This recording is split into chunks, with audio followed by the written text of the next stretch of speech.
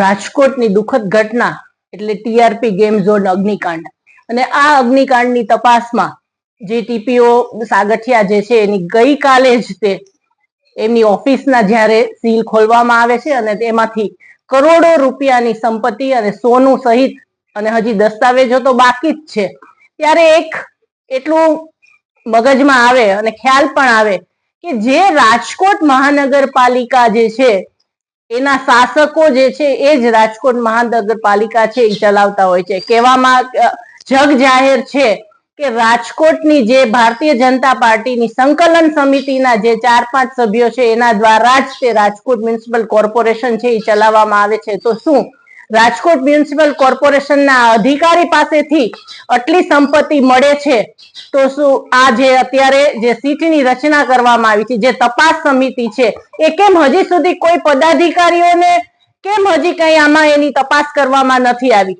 એક સક્ષમ વિપક્ષ તરીકે અમારી પાસે લોકો દ્વારા એવું અમને જાણવા મળે છે કે જે આ અધિકારી જે છે જેલમાં છે એને પણ ભારતીય જનતા પાર્ટીના પૂર્વ ધારાસભ્ય અને ભારતીય જનતા પાર્ટીના આકાઓ છે એને મળવા ગયેલા છે. તો શું સરકારને આની જાણ નથી? શું જે તપાસ સમિતિના સભ્ય છે એની આને જાણ નથી? તો અમારી એક જ માંગ છે કે જે લોકો પણ આ પદાધિકારીને જેલમાં મળવા ગયા છે અને સીસીટીવી કેમેરા ત્યાં હોય જ તો એના ફૂટેજ દ્વારા કોણ ત્યાં ગયા હતા એની તપાસ કરવામાં આવે અને આ જે લોકો ગયા હતા અને સાથે સાથે જે સંકલન સમિતિ જે છે તે વર્તમાન સંકલન સમિતિના ચેરમેન હોય કે પછી મેયર હોય કે પૂર્વ સંકલન સમિતિમાં પૂર્વ સીએમ હોય કે સુપર સીએમ હોય કે પછી પૂર્વ ધારાસભ્ય હોય, જે પણ આ વર્તમાન અને પૂર્વ સંકલન સમિતિના જે પણ સભ્ય છે એની પણ તપાસ કરવામાં આવે, એમની તિજોરીને પણ ખોલવામાં આવે. ખાસ કરીને કયા પૂર્વ ધારાસભ્ય કયા નેતાઓ મળવા ગયા હતા, નામ આવ્યા છે તમારી પાસે?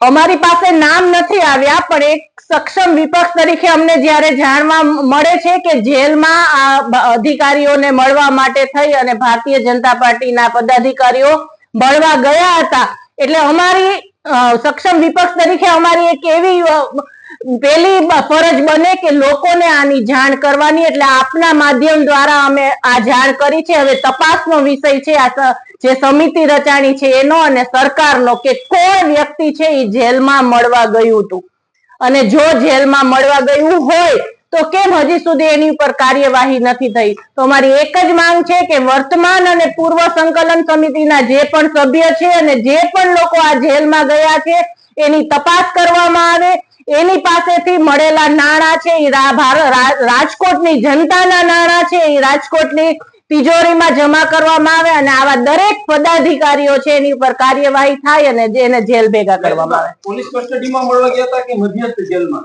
જેલમાં મળવા ગયા હતા એવી અમારી પાસે જાણ છે. રાજકોટ મધ્યસ્થ જેલ? હા, રાજકોટ મધ્યસ્થ.